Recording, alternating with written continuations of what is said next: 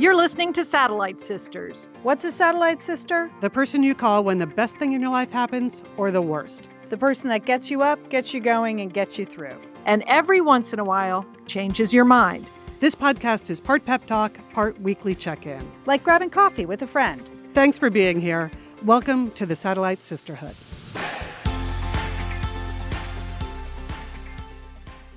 You're listening to Satellite Sisters. We're so glad you're here today. I'm Lian Dolan from Pasadena, California. I'm a writer, producer. I've been spending a couple weeks in Oregon on spring break getting some work done. And my question of the day is, hey, Jewel, Liz, you got any plans for October? This is Julie Dolan. I'm in Dallas, Texas. Lian, I have just locked into a fabulous weekend in October. Oh. Fabulous. I'm just so excited about it. I just can't wait to tell you. Liz? Mm-hmm. This is Liz Dolan in Santa Monica. I'm a marketer and a podcaster, and I was instructed months ago to keep October wide open, Lian. So I did, but now I'm nailing down a big thing. That's all I'm going to say for now. Oh, how is that for a tease, Satellite Sisterhood? That's right. We're going to tell you our big breaking news in just a second, but we also have a full show. Liz, you're here with the Space Report. You're on it, Space Sister. What's happening? We just have like giant front page breaking news. You know what I'm talking about. Of course, I'm talking about the new astronauts. That's it. That's what we really care about here at Satellite Sisters. Artemis 2. Excellent. That sounds great. Julie, you want to have a discussion about something I don't think we've ever talked about on Satellite Sisters, obituaries. Obituaries. Have you ever thought about your own obituary, about writing it ahead of time, or what you would want to include or not include? Yes, like every day. You Really? do? Okay. No, well, we're going to I'm talk. a writer. Okay. Okay, did you write mine? Yeah, I was counting on you writing mine too. Okay. Sign me up. Lian's the youngest. Okay. All right. That's right. Our chances. That's a good system. Yes. I think we're going to have a more serious and thoughtful discussion about obituaries, but sure, we're going to talk about that. Also, I have a whole list of things mentioned on the Facebook group in the last couple of weeks that people are looking to bring back or that are having a comeback that we want to get on board with. I'm talking, of course, about cottage cheese and khakis and a few other things. So stay Good with list, Lian. It's a good list. But Jill, we did have a little spring break. How was yours? Well, I would like to personally thank Gwyneth, Taylor, and Bethany, for a fabulous spring break. Thank you, ladies. You really helped me out. I didn't go anywhere, but I have to say, Gwyneth and the whole ski crash trial, the hit and run collision on the bunny slope. Now, I have a position about TV trials, which is I try not to get involved with them at all because usually they involve very serious crimes, and I don't really feel like it should be entertainment. I mean, I feel like it should be serious jurisprudence. Mm-hmm. Leave it to the judge, the jury in the courtroom. So I don't get involved in this. But somehow during spring break, I just couldn't get enough of Gwyneth and the trial. Liz, I don't know. Did you watch any of it? Well, I did. I kind of got caught up towards the end. Yes. Mainly for the fashion moments, because that's how I didn't know it was happening until it started appearing in my Instagram feed. And then I got sucked into more of the details, of course. Yeah, I mean, Gwyneth had wholly inappropriate, low-key rich wardrobe for the entire I thought trial. it was perfect. She was trying so hard to be appropriate, and yet somehow she was inappropriate because she was so high-styled. Okay. I loved the Clark Kent look-alike lawyer that she hired. Did you see that young guy? He was cute. How about the ski crash animation? You can see I went very deep on this shallow tone. You did. Of course, certainly enjoyed when she said, I lost a half day of skiing. Yes. I mean, it's just, we're going to be set for at least a decade. Or what about I wish you well moment at the end of the trial? Oh my gosh. It was. You got to give her credit. It was just full Gwyneth. Every single second, everything she wore, everything she did, all of her movements. I also enjoyed it. And I think the trial itself was fairly low stakes. So that's sort of your point. Yes, Julie, right? yes. Which so I could enjoy that. You know, when she just had no idea how much it costs to ski at Deer Valley. But she was going to check into it. I mean, she just couldn't help herself. It's just to be this like privileged white robot. She just couldn't help herself. So, but I do think justice prevailed at the end, and I think that the jury, I want to thank them, and the judge, they did a wonderful job. Okay. So it felt to me like the major issue always was who's responsible, the uphill skier or the downhill skier, right? That was the whole thing. yes, And we all know from being skiers, the uphill skier is always responsible. I know. Right. You know, you don't need a jury. Okay, you got a jury. But anyway, so that's what I would say. Right. Now, justice was done. Justice was done. The second person I'd like to thank is Taylor Swift. She was in town for 3 days for her concert. Okay. People didn't care. We had a tornado watch on Sunday night. The Swifties did not care. They went to the stadium. They saw it. Okay. I did not have tickets, but I appear to be the only person of everyone I know who did not have tickets to Taylor Swift. So I feel like I went to the Taylor Swift concert because I saw so many Instagram, Facebook posts. I heard about what people were wearing. I saw they were wearing fringe and sequins. They had their little cowgirl boots on, all ages going, dads taking daughters, mothers and daughters going. Of course, Taylor donated to the food banks here. She just did everything right, okay? Mm-hmm. And it was just, I spent the whole weekend listening to music. I loved it. I studied her costumes. I felt so great. I mean, her costumes are amazing, and I spent time with my granddaughter going through the costumes, and that was really a bonding moment. So Taylor, you're number 2 on my list. You really helped me out over spring break. And then I want to bring it on home with Bethany. Of course, I'm talking about Bethany Frankel, from Real Housewives of New York and Skinny Girl lines of alcohol and everything else. Julie, this surprises me. I did not know you were a Bethany Frankel. No, I wasn't. Of course, I'm not Lian. But in the Instagram algorithm god said, yes. Julie Dolan wants to know more about Bethany and her Glam or Sham series. Okay. Have you seen this? What is that? Oh, my God. Apparently the algorithm thinks less of me. I didn't get any of that. I don't know which way it is. You may think less of me. Bethany's Glam or Sham series. She's in her Aspen closet. She is just going through and makeup. She's trying on makeup, whether it's high price Yves Saint Laurent, plumper versus something you buy at CVS, Glam or Sham. And she is talking smack about these makeup products. I don't even know what half of them are. And she's just globbing them on and putting them on her lips and eyeshadow and concealer and I don't know, bronzer and glistener. And I am just mesmerized by this stuff. And she's just talking trash about him. She uses terrible language and, it does so, but she's helping. Wow, Julie, that's a whole new you. It is. So Bethany Frankel's Glam or Sham series, I couldn't get enough of it. So as you can see, it was a very big spring break weekend between Gwyneth, Taylor, and Bethany. Yeah. Thank you, ladies. Okay. Well, that is an excellent warm-up, Julie, because, we told everyone that we had a big announcement today. And that time has come. So you all warmed up for the big announcement? Yes. Here we go. Here we go, Smisters. Because we have missed seeing your faces in person, because we have missed hearing your laughs in person, because we have missed so much about you, we will be hosting the, drumroll please, the first ever Satellite Sisters Big Fun Weekend this fall. Yay! I'm so in excited. October. It's very exciting. So put a giant save the date across your calendar for October 13th, 14th, and 15th. And join us in Minneapolis, Minnesota. Oh, yeah. We had a lot of bid cities. Tokyo, Rio, Paris. Minneapolis won out in the bidding for the Satellite Sisters Big Fun Weekend.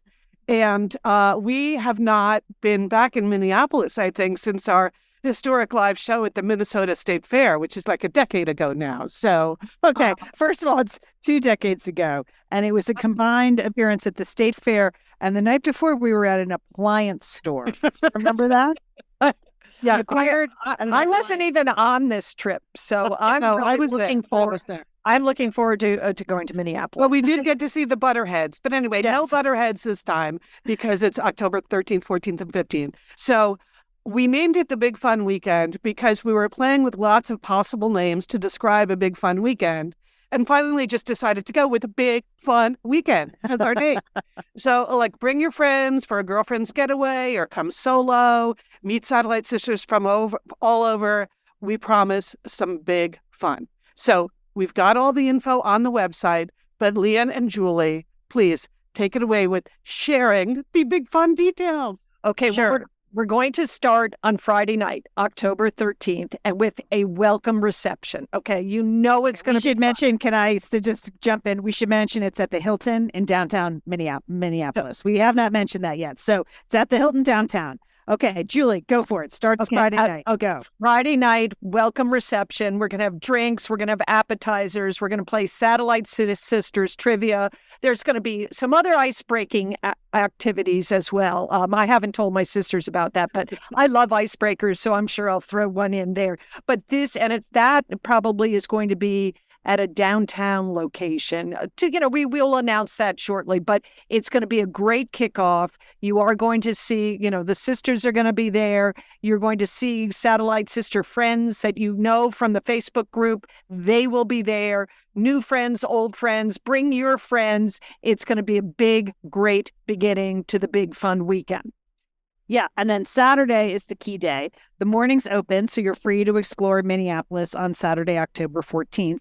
In the afternoon, we're going to do a live taping of the Satellite Sisters podcast with Lian, Liz, Julie, and some special guests. That will be right there at the Hilton, which is our Big Fun Weekend official hotel.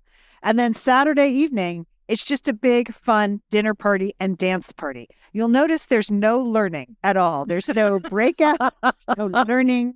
There's no lectures, nothing. It's just big fun. So I don't know, longtime Satellite Sisters will remember that like 4 years ago, I hosted a cancer support community fundraiser, and the theme was Mamma Mia. Do you remember that? It was a Mamma Mia dance party theme. It was all women at the event. And I just said this was the greatest fundraiser ever because people just came dressed like Mamma Mia, and it was great ABBA music and other music. And Julie at the time said, if we ever do a Satellite Sisters dance party, it should be Mamma Mia themed. And boom, here it is. Saturday evening, we're having a big fun dinner and dance party. So calling all dancing queens, it's going to be Mamma Mia themed. There's going to be dancing with the DJ. We're going to have a costume contest. There possibly will be a dance off. We're going to be talking about having a tablescaping competition. And then there'll be a big fun weekend group photo. I mean, that's it. It's just fun. It's just a big fun Saturday evening. And then I'm working on my costume already. I think you got to go big. Okay. Yeah. Big is one of the themes of the weekend. So I mean, don't go halfway with your Mamma Mia costume. Okay, really, really go big on it. That's we want to see those platform shoes. We want to see lame. We want to see fringe. We want to see Overalls, right? Overalls are. we're overalls. Yes. Yeah, we want it all. Okay, and then Sunday morning we're going to have a no-host coffee, final farewell. And, we're just going to be sitting around, all of us together in all of our friendship. And we're just going to be talking about all the fun we had at our big fun weekend, right? Yes, exactly.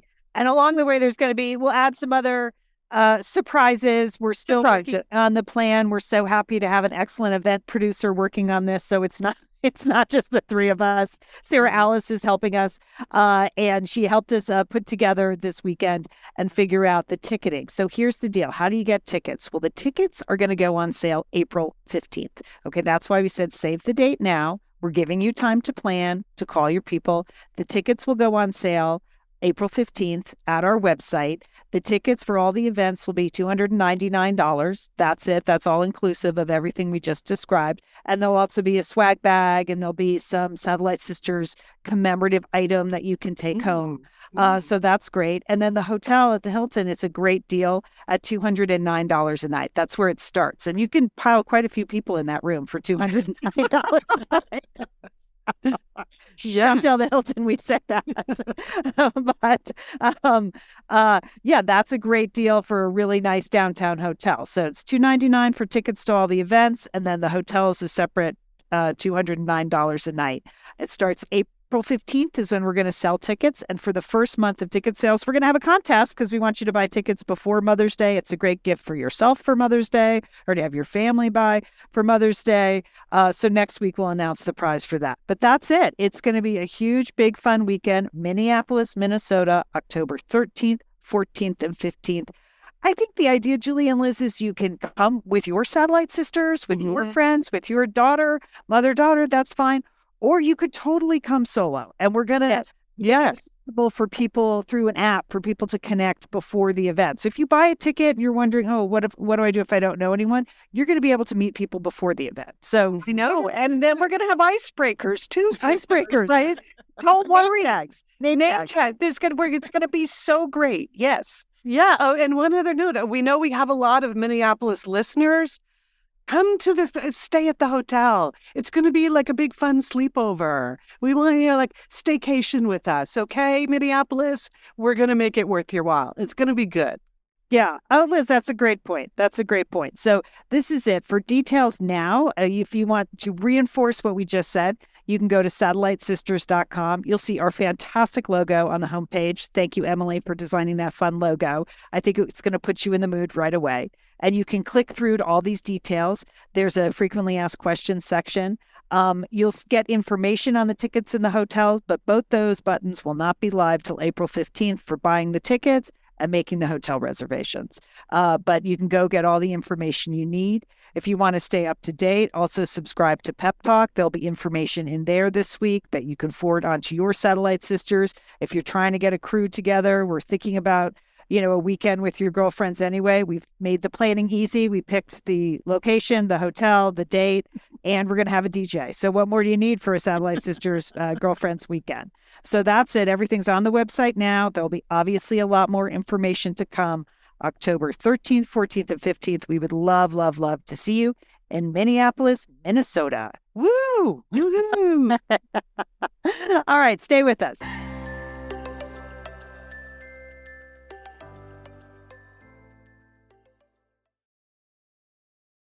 Some mornings you just wake up on the wrong side of the bed, or you have a long day at work and you know there's still more to do. Maybe even feeling like you just can't catch a break. Oh, yes, that's me. We never know what type of day we're going to have, but Calm can help you handle every day. Liz, we love this Calm app, don't we? You and I both use it, and we both use it differently. It's a meditation app, but it also gives you sleep stories and relaxing music tracks. You can do daily movement sessions. There's just a lot of different ways you can use the Calm app. How do you use it, Liz? You know, Lee, what I like about it is that there are a lot of choices, but they're all super simple. So when I open my Calm app, first of all, it says, "Good morning, Elizabeth." I appreciate that. And then, so there's a daily Calm right there, which is like a morning meditation. So I usually listen to that. And then later in the day, I go to the thing that's called Daily Move, which is just a daily stretching practice, which, okay, we all need that. But like today's is for soothing your nervous system. Well, who doesn't need that? So super easy, super calming. That's what I would say about Calm. I feel like I'm going to leave this ad read right now and go do that daily movement session because I could really use it. Yeah, I mean, 100 million people around the world use Calm. And even if you've never meditated before, you'll get the support you need to reduce stress, improve focus, and uplift your mood. It's a great way to start the day or end the day, or even take a mid-afternoon Calm break if you need that. If you go to calm.com/satellite, you'll get a special offer of 40% off a Calm premium subscription. And new content is added every week. The app changes every week. Go to calm.com/satellite. For listeners, you're going to get 40% off a Calm premium subscription at calm.com/satellite. And Calm is spelled CALM. Calm.com/satellite for 40% off unlimited access to Calm's entire library. Thanks, Calm. Julie, we love this time of the show because we get to talk about Osea skincare, and we love Osea, and spring is a great time to refresh your skincare routine. Have you been doing anything new, Jewel? Lian, you know, shortly before we started this podcast, I put on some C-biotic water cream right on my face. I slapped it on. I mean, I didn't. I put it in. It's so soothing, refreshing, hydrating. I love it, Lian. Well, we just love all their products. Have you tried the Osea's Ocean Eyes Serum? Okay, you know we love a serum here. And Yes. this is a serum that comes in a cooling roller ball. So serve Talk rollerball to me, Lian, because I love them. What a perfect applicator, right? Yeah, you just roll it around the eye area, and it's clinically proven to brighten the look of your eyes. It reduces the look of crow's feet and the under eye bags. Not that you have any, Julie, but just in case you did. Okay, it's going to do this. It's going to diminish puffiness and dark circles and smooth the look of fine lines and wrinkles. And it's in a roller ball, Julie. So you just roll it around your eyes. It uses high performance ingredients such as hyaluronic acid, peptides, and the signature Undaria seaweed that we love about. I know. I love that, Lian. I love that fragrance. I'm in. Okay. Roller balls. Yes. Yeah. Okay. Ocean Eyes Serum. That's what you want to look for. Spring into your most radiant skin yet with clean, vegan skincare and body care from Osea. You're going to get 10% off your first order site-wide with the code SATSisters at OseaMalibu.com. You'll get free samples with every order. I love that. And free shipping on orders over $60. So Osea is spelled OSEA. OseaMalibu.com and use code SATSisters for 10% off. Thanks, Osea. All right, this is Liz. And as I mentioned at the top of the show, there's obviously huge breaking news going on in the U.S. right now. And by that, of course, I mean the announcement of the 4 new Artemis astronauts. You know, space is a longtime interest of the Satellite Sisters. Wouldn't you say, sisters? Yes. We're always talking about it. It surprises me because we really don't know anything about space or astronomy. But over the years, we have interviewed a lot about. Yes. Do you remember when we interviewed an astronaut on the International Space Station? We have really explored space in our own way. Yes. But I got to say, until the live announcement yesterday, which of course I watched, I wasn't fully on board with the Artemis mission. I didn't really understand why we were going back to the moon, but I totally get it now. Artemis 1, 2, 3, I'm on board with you. And their slogan, by the way, I don't know if you watched the live event. Oh, Liz, because you're a marketer, you like it that they have a slogan. Okay. They have a slogan. That's their slogan. Julie, here's the slogan. We are going. That's the slogan. Oh, that's good. That's the way I feel about Minneapolis in October. We are going. It's exciting. It makes you want to get on board. So here's the thing. There's Artemis 1, which was the uncrewed mission that was up there in December. You may have missed that. You know, when humans aren't on it, it doesn't get a lot of news. Artemis 2 is what they announced yesterday. So Artemis 2 goes around the moon, but does not land on the moon. And Artemis 3 will be landing on the moon at the south pole of the moon. So Artemis 2, there are 4 astronauts that are going to be on that. That will go sometime in 2024. They haven't really nailed that down. It will be a 10-day mission in 2024. And do you guys remember when the last time is that we landed on the moon? No. It was 50 years ago, 1972. Come on. Oh, my gosh. Yes. Really? Whoa. We are going. We are going. There could be some changes on the moon that we're not well aware of. Okay. Good. Yeah. And what's interesting about the missions, and again, why I all of a sudden got on board, is because the plan is, in various stages, they're going to land on the moon. They're going to build a place to live on the moon called Artemis Base Camp. So on the surface of the moon, there's going to be a base camp. And then above the moon, they are building a gateway in lunar orbit.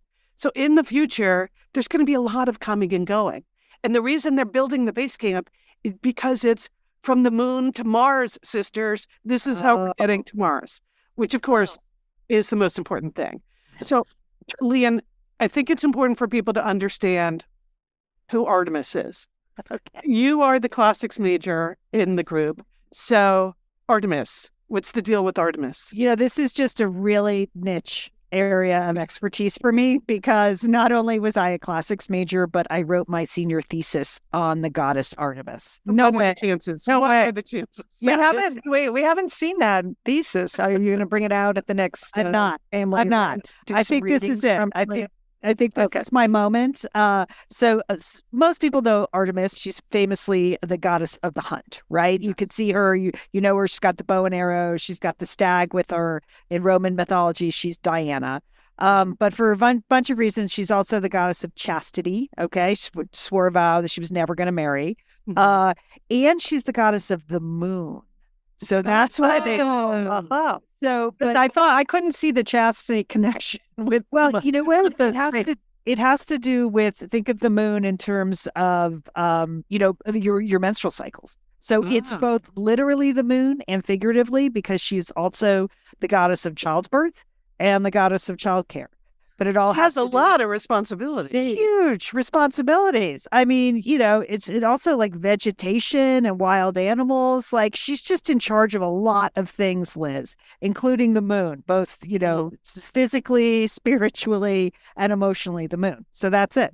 So, and she's the twin sister of Apollo, who, just gets a lot more, is a lot more famous than Artemis. Always. I think Always. it's- Yeah. a great, Always the man gets top billing. But it's a great tribute to her. So But they've already used Apollo, so Yeah. that's why they're using Artemis, right? There you go. Artemis's time. So Yes. what you may have noticed on your front pages today is they announced the 4 new astronauts, one of whom is a woman. So this is the first time a woman will go to the moon. Her name is Christina Koch, and we have actually talked about Christina Koch in the past on Satellite Sisters because she participated in the first all-female spacewalk. Remember when we talked about that? I do remember that, Liz. Yes. Yeah. Okay, that's Christina Koch. She also holds the record for the largest single space flight by a woman. She's been at the International Space Station for 328 days in the past. So that's the longest single space flight. She's got quite a career behind her. She spent a year on Antarctica studying stuff. She's been in Alaska. She's been in American Samoa. She's an engineer. Anyway, congratulations to Christina Koch. And I was super happy last night at the Final Four, if you watched the men's Final Four final game, when they announced the 4 new astronauts, because, of course, they were in Houston, Space City. They were in Houston. So all the astronauts got a huge cheer last night at the game. Did you see that? I did. That was very moving. Yeah. Just a reminder, like, these people are the real deal. Right. One's Canadian too, right? I think we should give shout out to Canada on this. Our good friends to the north. Okay. We're including them. Yes. Yeah. And this is one of the points I want to leave you with. I think when we try to think about who our role models are, especially in technology and science, we spend too much time talking about tech bros and not enough time talking about astronauts. So I think we need to commit to astronauts are the role models we seek in this era. So that's all I'm going to say is we are going. Sisters. Okay. That's a very good point, Liz. Mm-hmm. Turning to another topic, a good friend of our family and a good friend of Satellite Sisters, Jerry Marcus Smith, passed away this week, and she was surrounded by her family. Lian, you know Jerry from way back when, right? Right. She's the mom of one of my oldest summer camp friends. So my friend Courtney grew up in Dallas and I grew up in Connecticut. We went to camp in Maine and, when we were 10, 11 years old, and we've been friends ever since. And we've just interacted with the Smith family over the decades for years. Every time I went to Dallas, they were just so lovely hosting us for book events and just having us for lunch, and been to their house in Maine. So a very long friendship with the Smith family. And Jerry was actually on Satellite Sisters. Do you remember when she wrote a book about her dad, Stanley Yes. Marcus, one of the founders of Neiman Marcus? She and Allison Smith, her daughter, were on Satellite Sisters. I remember that. Yeah, it's just been a really lovely relationship for many years. And we just saw her, if you were at our event in Dallas in October, Jerry was there, one of our honored guests at Rise. It was lovely to see her in October. Yes. Well, she did. Jerry had an amazing life. It was a big storied life. And there was a beautiful obituary in the Dallas Morning News that, highlighted her professional and personal and civic accomplishments. But what I found so wonderful and so genuine and so life affirming were some of the small details that were in the obituary. She had a rescue cat named Pickles. That made me cry. I know. Cry when I heard that. I know. She, when she was in college, her parents sent her on a summer abroad program to Florence because they were afraid that she was about to get a marriage proposal. And they thought they wouldn't send. And indeed, she did end up marrying her beau. And then just another detail that she had served on a board of a girls' school here in Dallas, the Hockaday School. And it was Jerry who introduced the green and plaid skirt that is still the uniform that the girls wear now. So it's incredible. I mean, it's just little details like that, but it made me think about obituaries and, how important they are and how they bring to life someone's life and how they capture both the big events and the small events. And, we've had a discussion about this in my book club, which, on the side, my book club has the name Fitzwilliam Literary Society after Pride and Prejudice, of course. And the joke is we named our book club the Fitzwilliam Literary Society because we thought it would all look good in our obituaries, very prestigious, that we have. Branding is everything. Well, one of my friends, Peg, was talking about what a great memory she had with her mother at the end of her mother's life, helping her mother write her obituary, that it was a really, wonderful thing to do. I mean, do you think about writing your own obituaries or think about what you'd want included in it? I don't think it has to be a morbid thing. Lian? I wrote mom and dad's obituaries. Yes. And I had never written obituaries before. And I found it to be such just a very powerful experience, to try to capture the essence of who they were with all of their accomplishments and lists of things and the facts and the figures that people want to know, but also the spirit of who they are as humans. And I just really enjoyed that process. I also found it really satisfying that was my tiny role in, the funeral, rites of my parents, that's what I did. I've been a longtime fan of obituaries. I read them every day in the paper. Rather, 99% of the people I do not know. I get a lot of story ideas and names from obituaries. So just incredible details in obituaries. So would I write my own? I don't know. But I love that idea of talking to the person who's going to write it. Yes. Like I wish I had that conversation with mom and dad. Yes. I know that I was thinking about their obituaries long before they died. So thinking about what I would write. So I think it's just a really lovely idea to sort of bring people in on that, because you want some of the big ideas, but you want the small things that humanize them. So right. I would, I'll start taking some notes this week, but I think a great obituary is it's just a great legacy. How about you, Liz? Do you think about that, or have you thought about? No, never once have I thought about that. It's a good thing to think about. No, I'm really just thinking about all that time we spent with mom at the end of her life. Right? We knew she was dying. It's not like it came as a surprise. We all spent a lot of time with her during those last couple of months. It would have been great to have the conversation, even if it's not what do you want in your obituary, but to have the conversation, how would you really like to be remembered? Right. What was most important to you in your life? That would have been a good conversation to have. Mm-hmm. But, I just remember mom at the end, she just kept saying, can you believe this is happening? I know. Remember how much she said that? She just, She just didn't want to die. She just could not believe she was dying. So, so I think because of that, we missed an opportunity to have the bigger conversation with her. Yeah. Right. Her dad had Alzheimer's, so Yeah, he really was. that would not have been constructive. I mean, he made up a lot of stuff about himself in the last few years of his life. Yes. Yeah, but they had some good stories there. None of which were true, but The fact-checking process would have blown up a lot of his material. But I have thought about, like, I would like to have a nice portrait photograph taken of me. yes. Not a headshot that we have for Satellite Sisters, but a very nice photograph. And again, talking to some of my friends, one of my friends, Grace Ann, she's afraid her husband's just going to take one of the pictures that's on the refrigerator and slap that in the paper.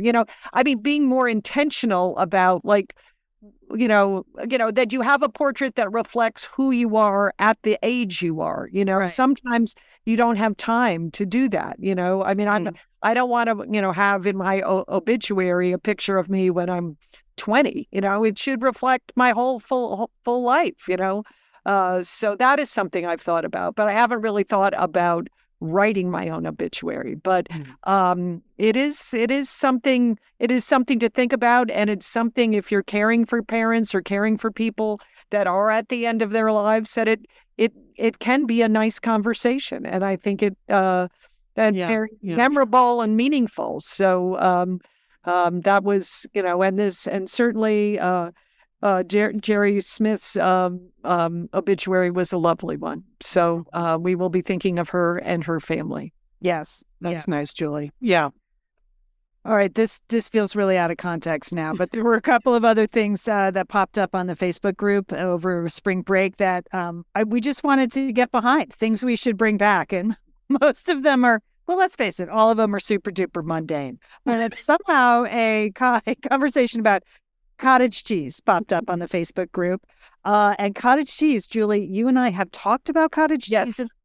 We have been pro cottage cheese for a long time.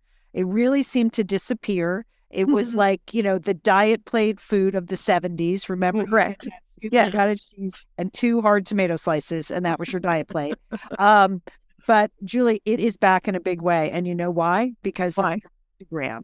Instagram is just one big hack now. And one of the hacks they've been doing is cottage cheese ice cream. Okay. It's because it sounds wrong, Lian. I know. But it's just blend up cottage cheese and some strawberries and stick it in a freezer, and it's ice cream. But all of a sudden, it's like a whole new generation of people have discovered cottage cheese. So we stand by that. That's great. Yes. I would love to see more cottage cheese options available in the store. So go cottage cheese is what I say. Welcome back. Welcome back. Okay. Mary posted something that made literally all three of us separately laugh out loud. Mary wants to know, where have all the Bran muffins gone? Okay. She was grocery shopping.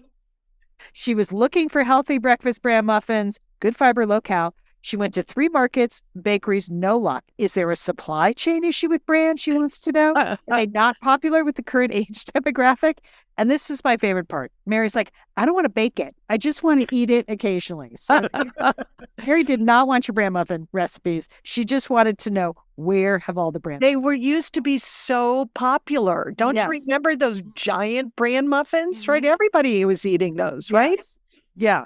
And why were they sticky? We don't know. Like, what was it? Honey that was covering them? They were I don't know. Delicious and branny, and it was just really, you could really just chew on that thing for hours. It was great.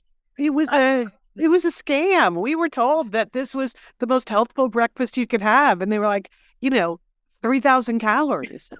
No, I know. And they were giant. Like, you could just see the muffin top on that one. Yes. All right. Louise commented, I remember eating a Bran muffin the size of my head in the 80s and thinking they were so healthful. You're right, Louise. They were giant. They were everywhere. They were every deli, everywhere. We bring them back. Bring them back. If cottage cheese can come back, so can Bran muffins. All right. And then finally, Debbie. All right, this is one of my favorite photos I've ever seen on Satellite Sisters. Debbie began volunteering at the Abraham Lincoln Presidential Museum in Springfield, Illinois. And she posted a photo of herself and the animatronic Abe Lincoln family. It was a little freaky. Didn't it freak you out when you first looked at it? Yes. Who are these people? They were not to scale, or Debbie is a giant. We don't know. Neither one is true. But so, but Debbie wanted to know, where have all the khakis gone? Okay, it's part of her uniform because they're cutting edge there in Springfield, Illinois. They're sticking with the khakis and the golf shirt. And she said the ones I've been wearing are at least 15 years old, maybe even 20. And she needs new, better fitting ones. And that's what I appreciated. She wants them to look great because she's at the Abe Lincoln Presidential Museum. Sure. So she's kind of a giant. She needs a 34-inch inseam, which to me, that would go to my head. If I had they would be over my head. So the consensus is that she can find them at LL Bean. But if anyone has any help, just help Debbie out. She wants some snappy khakis there to wear as part of. Oh, these are some real. I've got one word here. The word is Chico's too. Okay. Do they have khakis? Don't sleep on. Sometimes they have like stretchy khaki-ish. They pass for khakis, but be a little bit, a little bit more comfy, I think. Okay. All right. Good. Okay. Chico. There you go, Debbie. There you go. Lian, thank you for this report. Cottage cheese, Bran muffins, and khakis. Couldn't do it without you on this show. We could not. Thank you.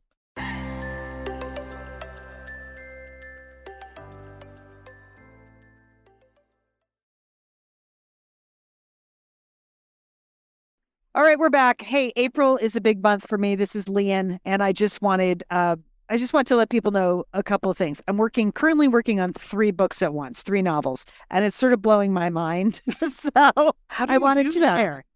Liz, I have to tell you, it's blowing my mind. It is a little hard to do these things. Here's what's happening. I have a book coming out in paperback on April 18th. That is the paperback version of Lost and Found in Paris. Okay, that book is complete.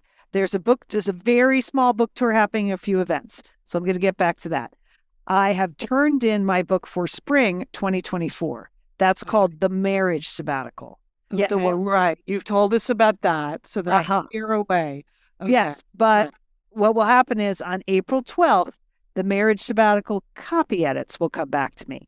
And I have 2 weeks to very, very carefully go through the book and accept, rewrite, do any tiny copy edits that I need. And that process involves me reading the book out loud to myself, for a week. That takes a week to actually physically read the book out loud to make sure I didn't miss anything, they didn't miss anything.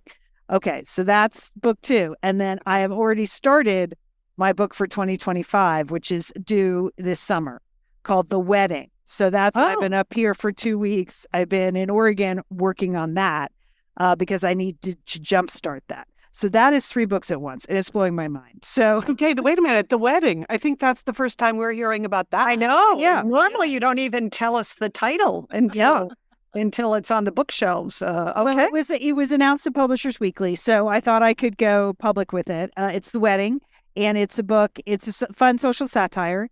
And it's a book told from 2 points of view, the mother of the bride and the mother of the groom. Oh, my God. I love that idea. Right? Yeah. Right. Okay. Good. So, I know I'm not going to tell you any more about the characters because that's the story, but that's the concept. So I am going to be following all things wedding for the next 6 months. So as I put this book together, but that it is kind of blowing my mind because I'm writing that now, but then I'll have to stop and do the copy edits for The Marriage Sabbatical while I'm also promoting Lost and Found in Paris. So here's where all things Paris are still. Maybe you could do like some color-coded system in your office. Purple for the Paris book, some other color for that Santa Fe book, and then obviously white for the wedding book. There you go. Color coding, Lian. It's an organizational tool. It's free. I gave you free advice. Okay. Well, also one of the keys is that for this paperback launch, I'm going to say this very gently. Like, my publisher was on strike, HarperCollins, for quite a while. So the long story short is they're really not able to help me out on anything. So I'm doing all the promotion myself, putting together a few events, putting together some virtual events. That's why I hired our niece, Fiona Dolan. She's doing the TikTok stuff. Like, I'm having to, it's a very DIY thing. So please don't say to me, oh, please come to Poughkeepsie. I'm not going to. I can't. It's all DIY. But I am doing some virtual events. So I'll be putting it all in Pep Talk. You can also sign up for my newsletter at Lian Dolan. I'll be spreading links around. Stuff will be free. We'll be doing some free stuff on the show. I'm doing the Literary Festival in Pasadena, May 6th and 7th, moderating some fun panels. I'm going to actually be on Martha's Vineyard on June 15th. You are? Okay. That seemed like a great idea in October. I mean, it's still a great idea, but I'm like, I got to get to Martha's Vineyard. I got to focus on that. I'm doing an event at the West Tisbury Public Library with my friend Liz, who's an artist. So we're doing like a presentation on creativity. So the two of us, which should be really fun. Yeah, Liz got the gig. We're going. Somehow I have to get to Martha's Vineyard. I'm sure I'll figure it out. But it's all great. But here's what I need. If you haven't bought the book yet and you're interested in reading it, it'd be great to pre-order it in paperback. That's a huge help. If you read it and you loved it and you want to share the link to pre-order or to order it in paperback, that's also a big help to me. Mm-hmm. If you have a book club and you want to recommend it because now it's in paperback and a lot of book clubs only read paperback, great. That's happening. Follow along on Instagram or on TikTok. That's great. So any help, I'll take any help. Anybody can get. I mean, it's going to be a great in paperback, perfect for summer travels. Yeah, perfect for travel. Right. Yes. Yeah. Travels, trips, beaches, lakes, you name it. It's going to be good. Yes. It's an art history mystery with romance and intrigue and rock and roll. It sounds like it makes you feel like you spent a week in Paris. That's what people say to me, and which is what I wanted. It's like taking a vacation in Paris. So Lost and Found in Paris, that's out in paperback April 18th. And then I'll keep you updated on the other books. But thank you, sisters. Thank you. Okay. Wow. That's a lot. That's head exploding time for sure. All right. Well, it is time for Entertaining Sisters. And I would like to thank Carrie in the Satellite Sisters Facebook group for making a suggestion back on March 10th. She just wanted to know, what's the plan for talking about the new season of Top Chef? That's what she wanted to know. She knew it was going to be an all-star season, and were we going to tackle Top Chef in the Facebook group? So I thought a lot about it. It's hard because people can sort of watch at their own pace, and there are spoilers with people getting eliminated. So here's what we're doing, Carrie and all, for Top Chef. One of my favorite things about Top Chef, so this is season 20, and it's an all-star season in London. But I just got to say, top chefs say the craziest things, right? I mean, I think when you actually watch that show and you listen to what they say, what the judges say, what the chefs say, they just say crazy things. And they are even crazier when you take them out of context.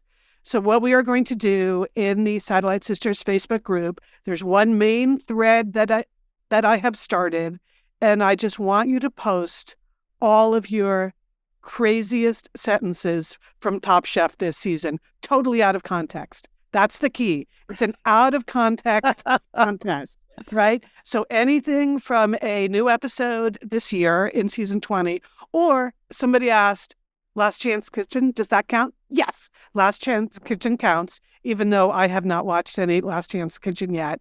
So you'll just go to the thread and you post your favorite crazy out of context sentence. And you can do that every week. You can do that multiple times a week.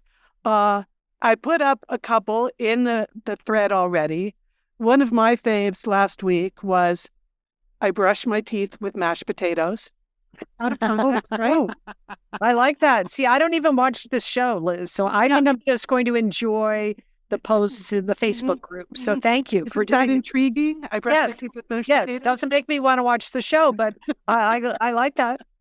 And then Danette immediately jumped in. She had a post. And Danette, I have to say, I remember this moment in the show when someone said this, and I literally did laugh out loud. It's a very simple sentence. One of the chef contestants said, "It's not top scallop." That's all. So out of context, it's even crazier than it sounded in context. So please, you can go there. You can do that in any order, as many times as you want. And then at the end of season 20, anyone who posted anything on this thread, I'm going to put your names in a hat, and you are going to win. There's going to be a drawing. You will win a Peace and Sauce apron from Oh, the Satellite Liz. Sister Shop. Oh yeah. Is this an actual contest? I don't think you approved this with the Satellite Sisters system. Wait, what? Just she's going out on her own, Lian. I just want to encourage participation throughout the season. And I think it could be fun. And Carrie, this was my way of making sure we didn't have any spoilers in the group, right? This is just so people can appreciate the show, appreciate every new episode. We can all laugh together. And that's what we're going to do. Okay. So Top Chef out of context on the Satellite Sisters Facebook group. There you go. Okay. Wow. All right. Exciting, Liz. Hard to follow. Well, Liz, I know you and I have been watching the new Netflix series, The Night Agent, okay, which is a 10-episode series. And this, Lian, is about an FBI agent who was monitoring an emergency line, and he answers a call that leads him into this deadly conspiracy involving a mole in the White House, okay? Ooh, sounds great. So actually, this series doesn't really cover any new ground. But here's what this series has. And even better. Oh, even better. Okay. It's very solid. Okay. Number one, it moves along, as our mother Edna Dolan would say. Okay. This is a pretty fast-paced show. Lots of twists and turns. You don't know who are the good guys or who are the bad guys. There's excellent chemistry between the FBI agent Peter Sutherland and Rose Larkin, who is IT startup failed CEO who's helping him out, okay? But Liz, I would have to say my favorite character in this series is Diane Farr, the chief of staff, okay? Yeah. Played by Hong Chow. She just kills this role, and you are just mesmerized by everything she does. They have a pair of assassins in the show, Lian, and they tried to humanize the assassins, right, Liz? Right, Liz? Yes. They're trying to show the things the assassins do just for fun with each other. You don't normally see that. The whole life of the crazy assassins. They're trying to make them a more rounded view of Assassin's Land. So all in all, it's an excellent series. I think if you're looking for something where you don't have to think too hard, you have to think a little because you have to follow the plot, but it's a good, fast-paced, sort of a spy versus spy conspiracy kind of thing. I would give it 2 thumbs up, Liz. How about you? Yeah, 2 thumbs up. And I like the 10 episodes. That was just the right number. You know, I actually watched it in sort of 3 evenings, boom, boom, boom, to get through all 10. And I enjoyed it that way. Yes, and they are signed up for season 2. So if you enjoyed season 1, there will be a season 2. Now, Lian, I have a special show I want to recommend for you. You know how I love, how I love British crime shows. Okay, on BritBox. Okay, also through Amazon Prime. I have a new show for you. It's called The Majorca Files. Now, this is a British cop. And she's in the island of Majorca, which is a Spanish island. And she's paired with, get this, a carefree German detective named Max Winter. Okay, that's his character. Okay, and he has just decided to leave Germany, and he lives in Majorca. He wears loafers with no socks and drives around in a vintage BMW solving crimes. Okay, that's it. But the reason I like this, and I'm recommending it for you, is he looks a lot like your older son. Okay, like really, your son in like maybe 10 years. Okay, he's got kind of like a Brooks vibe about him. Like I can see Brooks as the carefree German driving around in the BMW with no socks on and wearing loafers. Yes. Anyway, I think it's a really fun series. They have very good chemistry together. There are 3 seasons of it. And I was sad when it was over because it was very enjoyable to watch. So that's called The Majorca Files. It's on Amazon Prime, BritBox. Oh, Julie, he does kind of look like Brooks. Yes, he does. Like yes, that's not that far afield. Yeah. Yes. Okay. There you have it. Okay. There's a good reason for everyone to watch. Yes. I mean, you got to recommend for certain reasons. Okay. Okay. Well, we haven't had time yet to talk about the new season of Succession, and we don't have a lot of time today to do it, but I just want to say the new season of Succession on HBO Max is so good that I've now become hooked on multiple podcasts about the new season of Oh, Liz. So this has become very time consuming for me because the new episodes drop on Sunday night on HBO Max. And then immediately I need to listen to now what are people saying about it? Because there are just so many lines in it that's hilarious. The one that I'm going to quote, which hang on, I had this right here in my notes, is in the first episode, the children, who we know are losers, but they're very rich losers. So, they feel like they can sort of do anything they want. They are trying to launch a new media company, and they describe it in one laugh out loud moment. Hang on. I put it in. They describe their new media project is called The 100, which is just such a tech bro kind of name anyway. And Lian, I'll pitch this to you. The 100 is Substack meets Masterclass meets The Economist meets The New Yorker. What do you think? Okay. So right then, this is never going to work. This is that, but it just shows how it positions them perfectly. Anyway, so the moment I hear people talking about Substack meets Masterclass meets The Economist meets The New Yorker, well, then you have to listen to media people talk about this. So my favorite podcast about the new season of Succession is from The Ringer, which is Bill Simmons's podcast network. And they have a series called the Prestige TV Podcast, where they basically do recaps and precaps of just their favorite shows. So The Ringer, they're posting they watch the show and then immediately either that night or the next morning on the Prestige podcast, Prestige TV podcast, they get up their review. And what I like about them is it's Bill Simmons and a couple of other people who are just super smart. And they're basically just picking their favorite lines from the show and laughing out loud. It's not, they're talking about the characters. There's nothing super deep going on here. They just really appreciate the hilarity of the show. So I like that. Another one that a lot of people listen to is the official Wow, I know. This is HBO podcast. This is going to be quick because really I say go to Prestige TV podcast. It's the most fun. But then, Kara Swisher, who does multiple other podcasts. Every other podcast. Yeah, if it's not, all the podcasts we don't do. Mm-hmm. So I hesitate to even recommend it, but she is doing one. She's the official HBO podcast. And she talks to people who are the showrunner, the writers, the people that are behind the scenes of the show. So she gets a little extra stuff. And then she also gets details from the media world or the tech world or that. So there's that. So those are the two that I would recommend. I'm going to skip the other two. When are you going to be interviewed on these podcasts, Liz? That's what we want to know. The Superfan podcast. Yes. I just enjoy listening to other people take it apart because, you two did TV recaps for many years. And you were very skilled at it.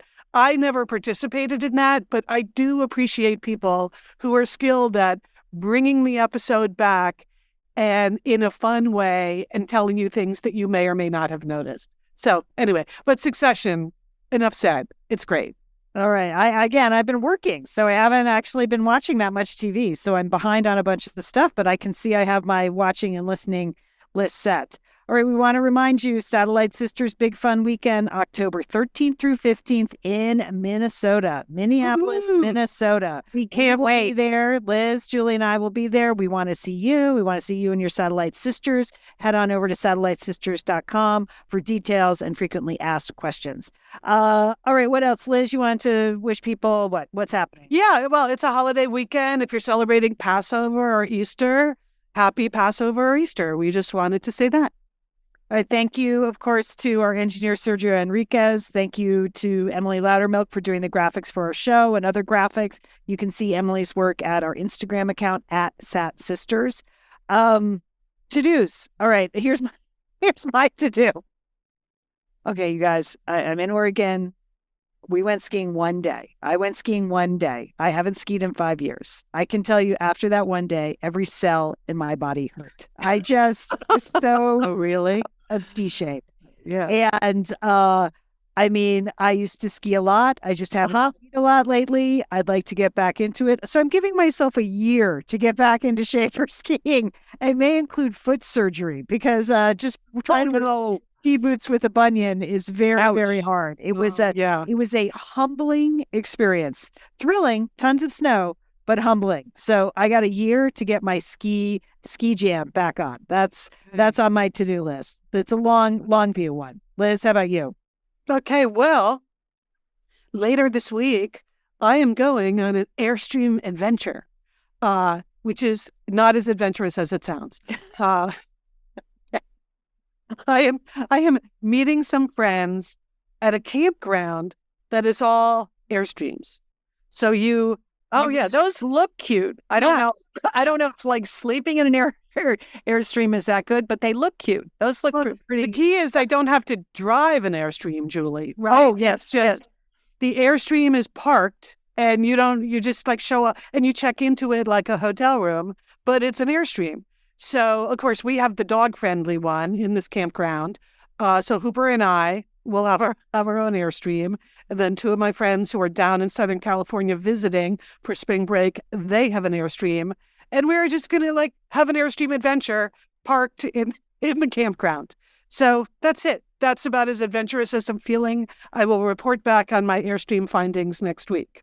I'm curious because I've seen those and they look snappy, but I want to know about the sleep experience. Yeah, and they have like little fire pits outside. Oh, yeah. They look fun. They look good. I'm giving it a go. Okay. Mine, very simple, dyeing the Easter eggs, okay? I have my Paz kit, old-fashioned Paz kit. And then, you boil the eggs and then you let the kids dye them. Okay. I'm saying this so emphatically because like everything else now, they've ruined Easter eggs. Like you go on Instagram and they have made it so complicated, the way they decorate them or their system of dyeing, or just go to the grocery store, buy the pods, kids, you put the water in, and let the vinegar, the vinegar, whatever color they want. Fine. Okay. Not everything has to be like decorator Instagram quality. Just give the eggs back to the kids. Yes. Right. Yes, that's right, Liz. Okay. Mm-hmm. So I've got mine. We're going to dye eggs the old fashioned way. And I don't want to hear anything about it. Okay. Was that a to-do or a rant? That was it's a fine line. Okay. It sounds like it's going to be fun at your house, so enjoy that. All right, sisters, this is it. Minneapolis, we're going. Thanks for listening to the showdown. Yep, sisters, have a great week. You too. And don't forget, call your satellite sister.